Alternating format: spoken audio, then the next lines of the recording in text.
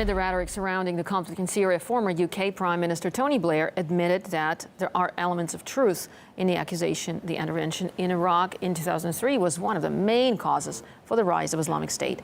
He made this comment in an exclusive interview with CNN. Neil Clark, journalist and broadcaster, joins us live now for more.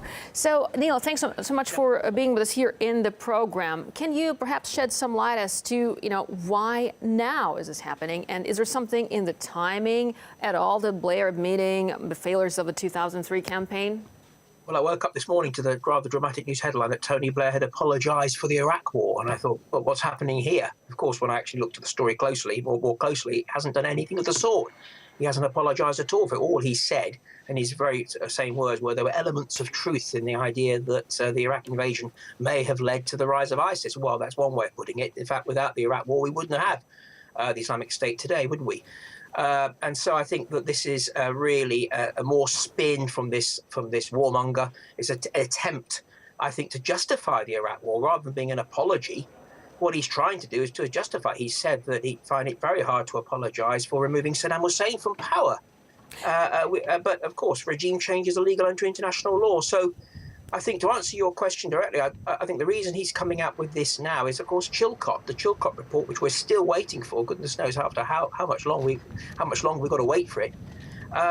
We had the revelations last week, the Colin Powell memo, which showed that Blair had committed Britain to supporting the Iraq war back from about 2002 earlier, and despite what he was saying in public about Saddam Hussein could avoid war by renouncing his weapons of mass destruction, we knew that Blair had already committed Britain to this war. So he's been caught lying, and I think he's doing this now to try to sort of spin his way out of it. And his comments that he made in that interview about saying, well, there could have been, Iraq could have been another Syria.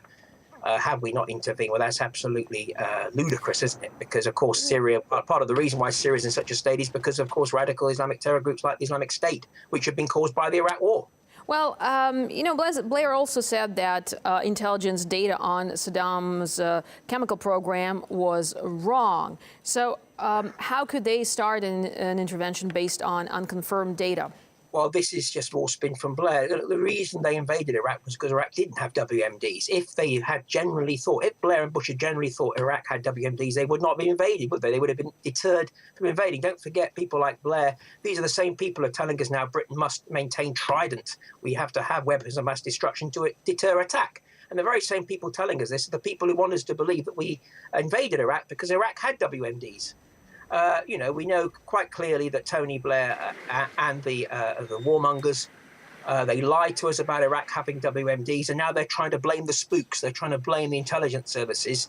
Intelligence services were under a lot of pressure to come up with the kind of evidence, inverted commas, that they knew the government wanted. Some of this evidence absolutely ludicrous, taken from university students' theses and things like this.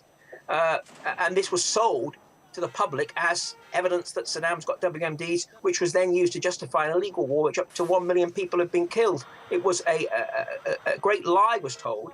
Now, Neil, what's next then for Tony Blair? I mean, crimes trial. He has been branded a war criminal by some, but now is this going to strengthen that opinion? Oh, absolutely. I mean, the ICC, the International Criminal Court, I think has indicted 36 people so far. All of them have been black Africans. Well, now it's a chance for them to prove they're not a racist body, which they've been accused of, and to indict Tony Blair for war crimes. The case is absolutely crystal clear. He led Britain into an illegal war against a sovereign state on deceitful grounds. The Nuremberg judgments held that to launch a war of aggression is the supreme international crime. 1 million people have died. And this man, to say that, there's an extremely strong prima facie case for saying he should be on trial for war crimes. If Tony Blair isn't put on trial for war crimes, then who else is going to be put on trial for war crimes? It really makes the whole system of international justice a farce that he's still at large today. Because, the ICC is indicting African leaders for crimes that really are not on the same kind of scale as Tony Blair's crime. The Iraq war was the greatest crime of the 21st century. 1 million people have lost their lives in Iraq, as well as in other countries connected to that conflict. Of course, the spillover into Syria. So I think that millions of people around the world, majority of people I think around the world now want to see this man arrested and put on trial. All right, Neil, thanks so much for your input. Neil Clark, journalist and broadcaster, talking to us here in RT International.